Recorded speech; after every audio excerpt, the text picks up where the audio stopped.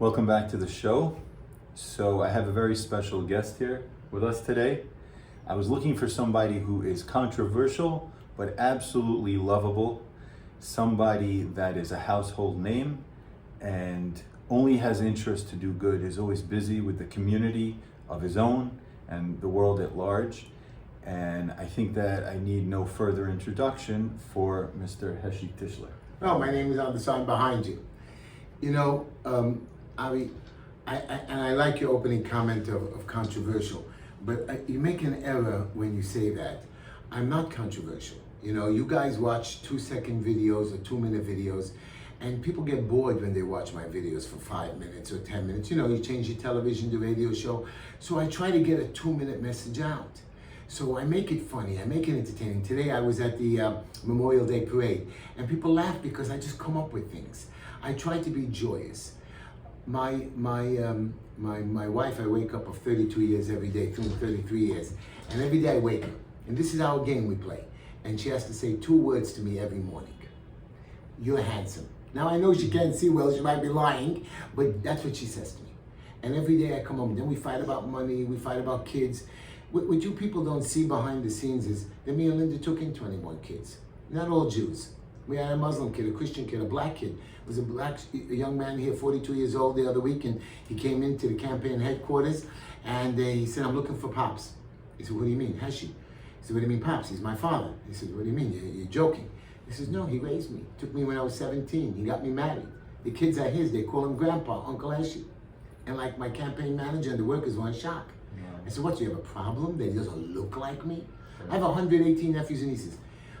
My father died when I was 13 years old. Holocaust survivor with the numbers. My mother was escaping. She lost 2 in her family. My father lost 7. And I tell this story a lot. My father kept telling me in the 70s when he had his heart attacks, and he was a soldier, fought the Germans on a horse, was captured in 41 or 42. 41, and then moved around to concentration camps. But the Hungarians in his town weren't taken till like late 43, 44, where they wiped out his family. My cousin Gensel Schwartz, who served in the American Army, was a hero. It was like, if you ever see the movie Inglourious Bastards, he was one of them. Behind enemy lines, with things, killing the Nazis. This is who my family is. We are American, red, white, and blue, and we're Jews. My father was going to move to Israel, and he said, I just want to live for you bar mitzvah. And he made it to a month after my bar mitzvah, and then he died. And I took over the family, my 2 brothers, my Down syndrome sister, raised them. My sister's still alive. Usually they die at 35, 40. She's 53 years old. She prays for me every day, says I'm going to hell, and she's going to try to keep me out. Okay? She has her own apartment by me. And So she's one of your critiques. Oh, she loves me. If anybody votes for me, it's her. I'll kill her. And she votes. You want to know who I am. Yes. You want to know the inside. So I'm going to tell you the truth. I had it broken down to 3 parts. I wanted to know, not about all this politics nonsense, Forget the but politics. You I guys, wanted to know what makes you tick. Like you make it into politics. I've been behind the scenes for 35. Not me. No, but You, the public. it's you, all the public. You're the same way. I'm not knocking you, Ari. I'm knocking the general that you people don't understand when you see somebody. I'm different. People say when you get elected, you're going to be one of them. I've never changed. I've been behind the scenes for 35 years, fighting the rebbes in yeshiva, fighting child molesters, taking kids out of jail, people who have their wives in trouble and still they come to me. I've had 21 kids through my house besides my 3 kids, 118 nephews and nieces. I run a family. I rebuilt my father's family. But the truth is, I want to tell you the honest truth. I'm a fraud. I'd be honest to your public, I'm a fraud. And I'm going to tell you the truth. Because you want to hear something inside, you want to hear something truthful. You don't want to hear politics, you don't want to hear stories, you don't want to hear my game. No, I want to hear your story. You will. I want to You hear the will. I'll wonderful pitch you. things you do and the Forget goals the you have wonderful in things. mind. Here's the deal. I want to know where you come from, what your goals are, what you accomplished. And I'm going to tell Who you. you are. Here's what I want you to who I am. I wear now a suit and tie. That's what most of you people see now in the videos. They threaten me, the politicians. If you ever think you're going to be one of us, you better dress like us, act like us, and deal with us. Today, Marty Golden, the ex-senator of Brooklyn, very respected, said, Heshy, I don't want you posting my picture. I said, you're a public figure. He says, I'm going to endorse Kalman Yeager. I said, who do you think you're threatening? I was in jail. I was locked up 5 times. I have the mayor coming after me, the governor coming after me. I have rabbis coming after me, schools coming after me, people coming to my house to beat me up and kill me. I'm not scared. The only person I'm scared of is God. I've raised children. I've helped drug addicts. I have a soup kitchen that I feed 151 people every week for the last 10 years. Where do you think I get that money? People owe me favors. I have a special secret phone that your own stupid mayor calls me when he needs me. Or your councilman, when they need stuff done or go to the jail or work out of the box. But you want to hear the story about a fraud, so I'm going to tell you. My father died, I told you, when I was 13. We had some money. My father was doing well, survivor. My mother was starting to do great in the 70s. And we were tight with money because we were scared that it could all be taken away. My father started to do well. And you know, we used to go buy our suits by this lady on Avenue J in the basement where they had like 1,000 suits and it was seconds, and if there was a damage, you got it cheap, $50, $70, and you only got one suit.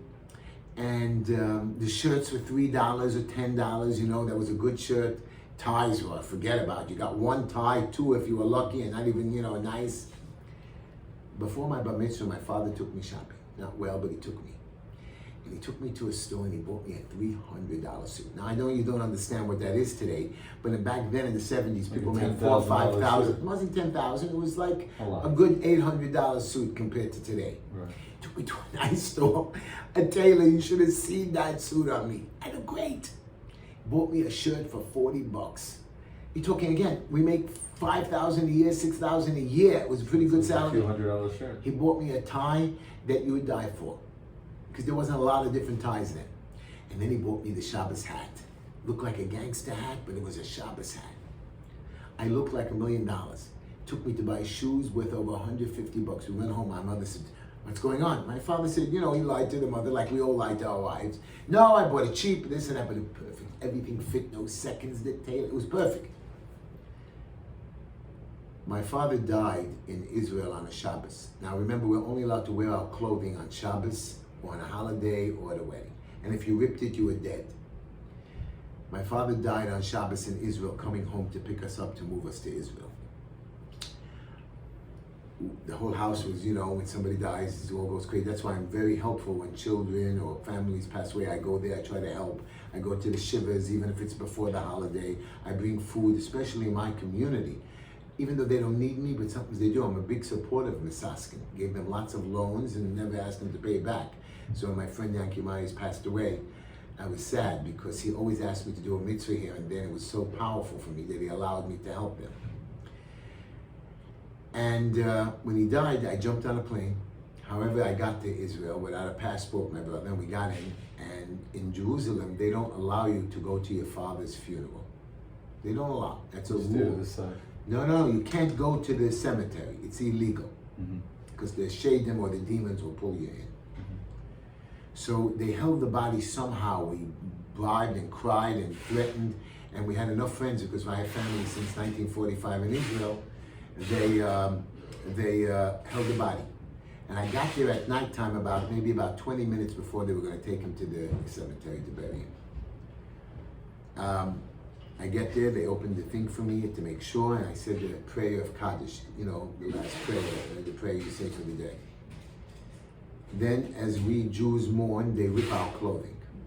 Now in Israel, they're not like us. They don't just rip your clothing, they rip my jacket, my shirt, they cut the tie almost in half. And we cried, they buried him. I ran around Israel for a day, I sat Shiva, and I came home. And when I got up from Shiva, it was Seder night, Passover night. As the oldest son, I made the Seder. And I've been making the Seder now for 46 years. I can do it backwards, forwards, in English, in Yiddish, in Hebrew, and Hungarian. When I got up, I only had one suit, and it was ripped. I changed my shirt and tie to the old garbage we had, but I wore the ripped suit. And when I went to shul, people looked at us, me and my brothers. They felt bad, they didn't have another suit, you know, money, you know, they talked. And I heard, even at 13, I was disgusted. Never wanted to wear a suit again. And after that, we bought our suits, cheap, $50, $100, and now I buy, you know, $150. Not interested. I have a nice pair of slacks, my shirt is untucked. Not a slob, but I know how to, keep my job, even when you see me in protests. I come there as a man of the street. I've been stabbed, guns taken out to me, beaten up. I'm the guy from the street. I've protected the people. I go to the hospitals. I clean the bedpans when I'm needed to. I sweep the floors. We have a special needs office over here for special needs children that I rent out. I can't raise the rent because they're special kids, and I clean up after them. So about 2 years ago, I started to wear the suit. I'm disgusted every time I have to put on. I have 5 suits now. Linda bought it for me. Yes, my wife has money. A tie, $55. I have people giving me ties. Oh, your tie is garbage, but I have a nicer one for you as a gift. I don't even want it. I have nice shirts. Are you saying you're jealous of the way I dress? Yes, I am. I am a guy from the street. This is you see the package now, it's a fake package. Understood. You might judge a book by its cover, and that's what the people want. That's what the image I have to portray to you. Right. That I'm normal, that I'm a good guy because I dress better. I'm doing it because I want to be elected. I don't have the ego to be elected. I don't need it. My father died Pesach night, and I had to make that Seder, and I was disgusted with the Seder. Now you'll know what I think. And I went to boarding school, and I saw a lot of kids poor who didn't have money, and I used to help collect for them. I used to fight the Rebbe's who beat them or molested them. I was alone, and I knew what they did to me, and I'm gonna fight. Especially my father, who always spoke about America. Spoke about the freedom of the concentration camps, and I heard him cry. I was named after his oldest brother. I'm not the oldest son, not for my mother. My mother was married and divorced, and she had 2 children. And he took all our money, he left us poor, and I had to rebuild my mother. I took over the family at 13 years old, investing my money, selling my mother's house, putting the money away and taking care of her. This is your home? Yeah. I came here right away. We didn't talk to my brother for 40 years. When she died, my brother came, and they called me the Bachar. And I asked my cousin, why did you call me the Bachar? He says, when you were born, your father didn't have children. He was married late because of the Holocaust, 40 years old. And he wanted a son. And you were the oldest son. And he felt you were his Bachar. And he made a pidyon a ben for you. I said, no, you couldn't do that. He said, Holocaust survivors who could do whatever they wanted. And I found the coins. Wow. I didn't know that he really did it. Wow. And they called me up, and I buried my mother too. And I want you to know, so when I got up from that Seder was so terrible, I had to make it for 14 years. I made the Seder every Seder. I was a pro. I married off my brothers, took care of my mother, made her money, put her in business, rented her building, and did whatever I had to do. I got married a little late when I was 27. This girl found me and trapped me, Linda. She has me tricked for 32 years. Thank God she has money. She's a bad cook. That's a joke. It's a big joke. I always say it. And every time she hears it, I'm in trouble. I'm a better cook, by the way. I make the best chicken cutlets on the planet. True. That is 100. My mother taught me how to do it. Okay. It's not Southern fried. It's from Hungary. It's the best. I'm the best. Okay. My mother used to feed the poor. And when she let me eat with them, she made the table pretty, even though they were poor. She made it, I said, why? She says, because you treat people the way you're supposed to treat yourself. When I tasted her food, it wasn't the deliciousness, it was the love she put into it. And I try myself when we have people at our table. When I was 27, my wife was 8 months pregnant. And I told my mother, I don't want to be religious no more. I'm done. I married a woman. She said I can do whatever I wanted. Me and Linda were from different backgrounds. Borough Park, she was from Sheepshead Bay. Her father was 3-generation American modern. Her mother was Hasidish and then turned modern. So Linda was religious, but not religious. She didn't care. She said, Heshy, I just wanted you. I'll do whatever you wanted. Linda slept on the floor for 5 years as we built our house. Wow. Because we spent every month. I said, Linda, you have a choice. Get married, I buy a house, we have nothing.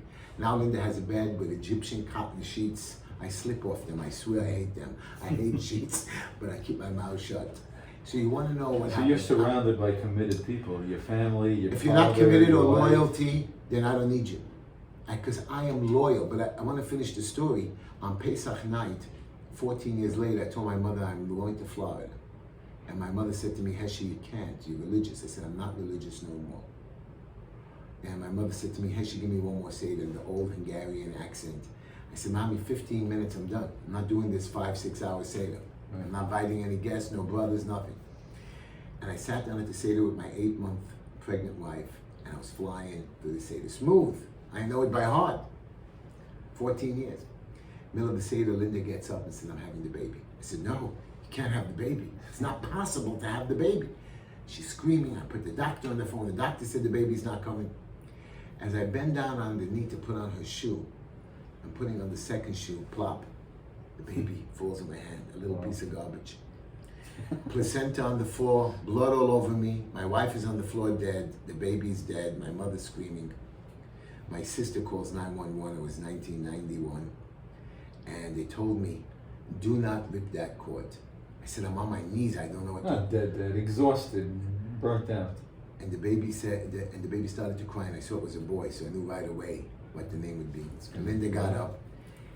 They came, they cut the cord, we went to the hospital. My friends saw me come in, some of them were having babies that night too, and they said, only Heshy comes ready-made. I walked home in the snow, and I looked up to God, I said, you got me, and I'll do whatever it takes. He gave me the greatest gift you could. I never saw this miracle in my life. Who needs more? I have between 30 to 60 people at every Seder now, except when I was in jail for 9 months and 1 week. I had 64 prisoners at my Seder that I made sure to have. So I've never missed a Seder since then. This year I took Linda away to Florida. It was just me, her, and Yaakov, and 25 people showed up at our Seder. And it crashed an hour, putting people all over. What makes me tick is that I know there's a God. He's given me a gift. 10 years ago, the government came after me for some local stuff of the community, and I wouldn't cooperate. So they couldn't get me on anything, so they got me on conspiracy of not cooperation. They gave me a year in jail. When I got to jail, I ran to jail. I don't even know how. They gave me trucks. They gave me jobs. I helped the people. I still bring home people from jail. I have 2 prisoners that live by me when they come out of halfway house. 'Cause I'm qualified, a felon. The government has approved me as a receiver for HPD. The chiefs in the building department respect me. The police department, when kids are arrested, call me. The protest wasn't me. Wasn't me, Ari. I came home after 3 events, and the police called. We have 400 cops here and 2,000 kids burning masks. If you don't come, we're going to hurt them. I said, what do you want from me? Heshy, you're the leader. I said, I am not the leader. If you don't come, they're going to be hurt. 1 o'clock in the morning, Linda saw me get up, knew I swore I would be finished with this. I came in my untucked shirt and pants, sent the kids home, made a deal with the cops on their microphone, and set up a Simchas Beis HaSheva. The mayor was pissed, and he had me arrested with 2 warrant officers, 4 detectives, 7 cop cars in front of my house, Matzah Yontiv. And they were upset because I told the chief of police, Shea at the time, I'm going to keep every shul open. I'm going to cut more locks in the parks. I'm not scared of you. I'm not scared. Of course I'm scared, but I'm not scared of them. I'm scared of God because I believe in God. I know some people don't understand what that means. I saw the miracle. 10 years ago when I went to jail, they took everything from me. The FBI, all of them said, we're going to take it away. We're going to bankrupt you. You're going to have nothing unless you cooperate. After the judge gave me a year and a day in jail, which was the most I could do is 9 months, and they wanted to send me home after 4 months. I said, no, I'm going to serve my term. I have a lot of people to help. And I wanted to go to jail. I never saw. What type of jail? It was a federal jail, a camp. They let you go home for weekends. They gave me a truck. I ran the camp. I was able to smuggle stuff in. The camp counselor loved me, the head guard. Because you schmoozed them up? Not schmoozed them up. They saw the chesed that I did for others. They liked you. Right away, they saw I was able to give other people commissary money. When prisoners came in, all they got was a sheet and a slippers. I used to give them sneakers, shoes, sweatpants, Shabbos shirts, tzitzis, yarmulkes. They couldn't believe how I got people donating and bringing in. Our Shabbos tables were nicer than my house. We had a sukkah like you never saw before. Seders, food coming in. They just couldn't believe how Heshy did it. One of the guards asked me once, Heshy, I want a corned beef and pastrami sandwich. I said, you know, it's illegal, CO. Heshy, if you don't give me a corned beef and salami sandwich, you're never coming in the visitor room again. And they used to let my mother pull right in front, inside the prison.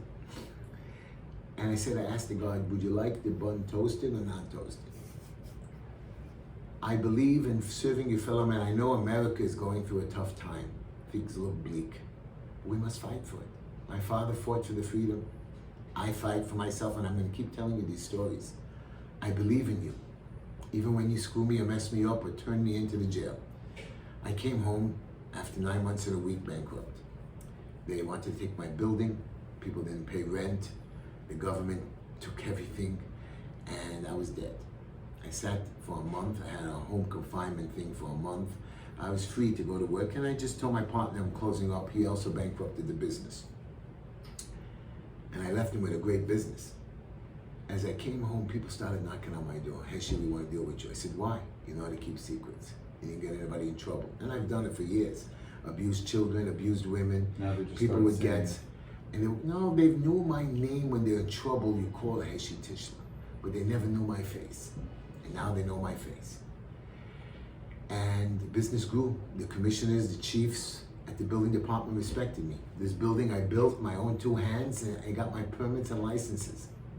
I was able to help tens of thousands of people with millions of dollars in violations to go to administrative court.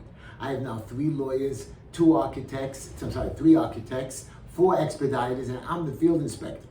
I have my own plumber working full-time with a licensed plumbing job, licensed contracting job. I don't know how I came back. 10 years, I paid off my mortgages, paid off Linda, gave her everything. Everything belongs to her, nothing to me. I don't deserve anything. You think I wanted to run for office? My mother died 5 years ago. They said these guys are idiots. They raised our taxes during COVID by 18%. They closed our parks, so I made a little park by my house for the kids on my block who were running in the street. My son Yaakov says, Tom, they should open the parks. I said, I called the assemblyman, I called the councilman, I called the state senator. They said if I do anything, they'll have me arrested. And my son Yaakov, 19 years old at the time, says, you're scared, Tom? I took my bolt cutters and I cut the lock. Cops came 5 times to arrest me. Then the chief shows up in the parks department. I said, Chief, I have no problem. Other parks can be open, but the Jews can't. I'm gonna open up every park in this city. And demonstrations and everything. And the chief goes over to the parks guy and says, how is that possible? And then I showed him the law, because I'm very qualified in the law. I carry the Constitution with me. I quote it, I watch it, I learn it, I know every law and regulation. The Bill of Rights, I know what my freedom is. It's so important. Some people take freedom for granted. I don't. I saw a Holocaust survivor cry. You wanna know what makes me tick? When somebody's abused or they take away his home and I have to go save it. When the building department fines you $150,000 for a stupid violation, and then when we beat them, they come up with new laws and regulations. Health department. You know how many times I take care of children that have a fight with their parents and somebody calls ACS and they strip the whole family and try to destroy the family? I have to come in there to save them. You have lawyers, you have your community board members. How are you able to do that? I have friends. I have police officers I've done favors for. I've had chiefs I've done, inspectors. I have people that even Mayor Adams, now Mayor Adams, when he was board president, they needed you. He's the one who allowed me to make the testing in the neighborhood when we were red. And I said, your tests are no good. And I was going to embarrass him. And I said to him, You don't feel very highly about it. not anymore, because back then he was loyal. Now he's not loyal anymore. He's mayor. He has power. So he's doing stupid things, yes, to run the city. But he doesn't know how to. You take a city from 90 billion, which is over budget, now to 107 billion. They don't know how to budget. They're not businessmen like me. If I ran the business like the city, homeless people, you have 60,000 homeless people, 20,000 homeless kids. Now you bring in 72,000 more migrants. Put our budget another 4 billion. Raise my taxes again, mine. My water bill, shutting off my water, towing my cars. You don't have solutions to parking, congested pricing. That's my Deflating politics. the value of our money. The point I'm trying to make to you is, I see people struggling and suffering, and I've went through that struggle and suffering. We can wrap it up, but I'm going to give it to you. You have endless interesting things to say. It's not interesting things and stories that I can tell you that have It's happened. fascinating. My point is I'm so lucky. Yes, I'm a fraud. I don't know why. I know who I am inside, and somehow they want me to change. I'm trying to change, but I can't control myself. I have to let loose, because you want to hear the truth, or do you want to lie? I can't lie. It bothers me. Now, I could make believe and be a politician like my guy was hiding in the basement during COVID and not open the parks and then takes the credit. I don't need your credit. I'm well off. I come home every night to a beautiful woman that tortures me and allows me, and who raised my children and grandchildren and nephews and nieces and foster kids and unconditionally lets me in every day. I don't know why. I really don't. I'm a bad man. I abused her for 32 years. I go, come home 11 o'clock at night, leave 4:30 in the morning, drag her to the hospital, make her visit people, make her make food for other people, make her set the tables, torture this woman. Went to jail 5 times You're doing good and things embarrassed her, together. but she's my wife. You went to prison for beliefs you believe were good things. But still you have a wife and kids. Do you know how many times I want to spend more time with the kids? If you would have than I stayed a did? more quiet, personal, private life, things would have been simpler. Yeah, that's what she. But you see changes you've made, I've done it for 40 years. and she gets a I'm part of that reward. She gets all of it. She gets I don't need it. I wish I would have spent more time with the boys. I wish I would have hung out more in the parks with them. I did my traveling and running around. I wish I would have spent more time with Linda and held her hand. My parents had a great marriage. I always wanted an amazing marriage. And I don't have much time with Linda, but I walk down the street with her, I hold her hand, and she's happy. Stupid girl, but she's happy. I don't know why, she's still with me. I don't abuse her mentally or physically, but I abuse her because you have to give time. And I have no problem. People get divorced, people don't get married. I chose Linda. She chose me. God chose us. I chose to have a family and responsibility. My famous quote, and I'm going to end your interview.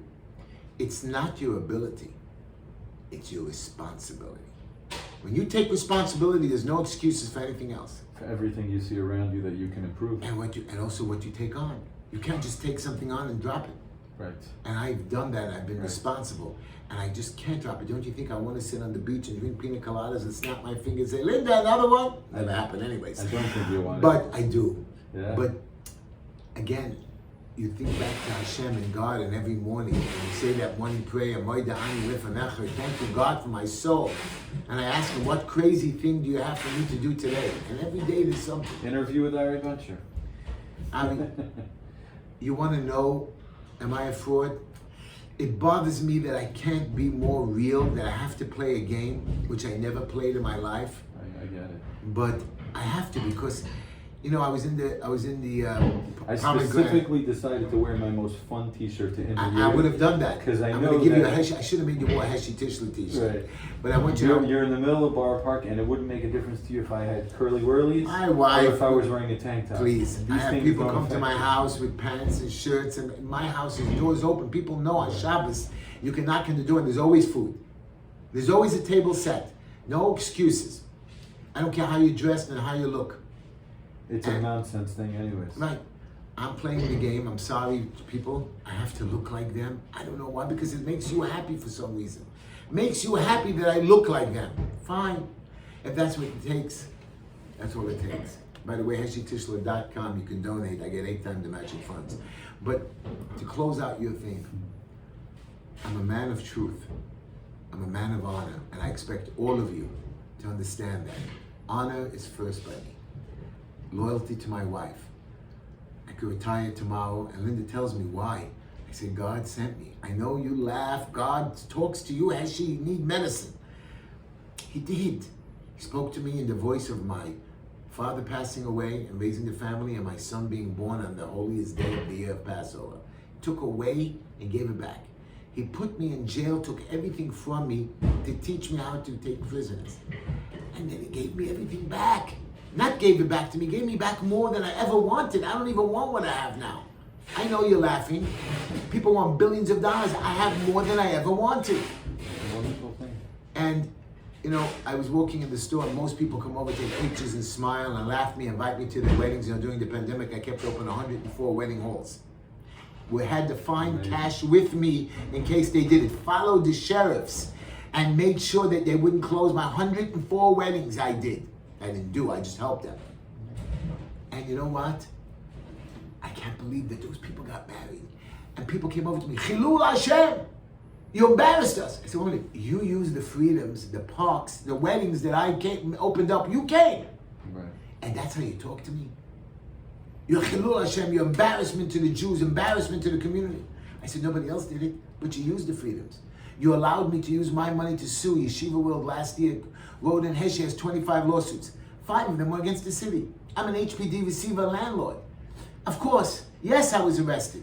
And you know what, at the end of the day, they gave me 14 days community service. Really? for rioting and attacking people? That's what you give somebody? You think that you put me in jail for fraud, that I never took a penny? I took it like a man, because I know how to keep my mouth shut. From the police officers to the fire, the people that I fight and help. I don't know how I help them. I don't have no wings. I'm nobody special. I'm not powerful. My kids call me the man of steel. I don't get sick or take off. I do have my days. But there are no times to take off. I have to be in the hospital in the morning volunteering. Have to run my job. Have to pay the bills. At nighttime, I have a radio show, Just Enough Heshy, on Wednesday nights at 9 o'clock. I have a soup kitchen. We feed boxes of 150 families every Thursday night. Friday, back to the hospital. Saturday, visiting the Holocaust survivors in the community, knocking on their door. They cook for me. If I don't come, I have to ask permission to go away for Shabbos. I'm doing it for 30 years. Wow. Sunday, Linda gets a half a day. Wow. And you know what our date is? Pizza and ShopRite. I'm broke most of the time. I think my wife would love that. Okay? Ari, you want me to be serious? So here it is. I'm running for office. Why? I don't have an idea why, but I know that I can make the changes. My clients tell me, Heshy, we don't want you to go. I said, but what I do now, the magic that I do now, which I don't know, just imagine I do it on a grander scale. You know, we have postpartum depression for women. We have 102 suicides of my children, not of the city, of my kids in the community. We have drug problems. We have mental illness. Nobody cares about us. Well, I do. Brushed under that. I have them come to me. I have parents come to me. I have yeshiva girls on the street, 80 of them, some of them getting pregnant, boys talking about babies, mamas, tattoos, sleeping on the streets. Can't help them all. I try. I have felons living by me, but how many can I take in? I know I could do better, cleaner, healthier, smarter, and still be profitable. Makes sense. But, Makes sense. so you want to know who I am? I'm a fraud. I disagree. Thank you, Heshy. You're welcome. It's been a real pleasure.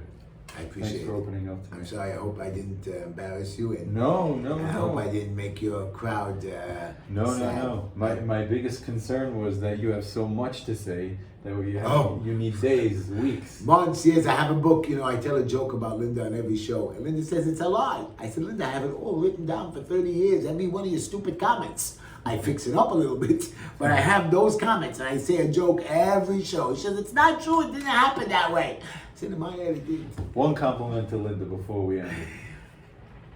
I'm going to give you a compliment, Linda. Why are you still with me?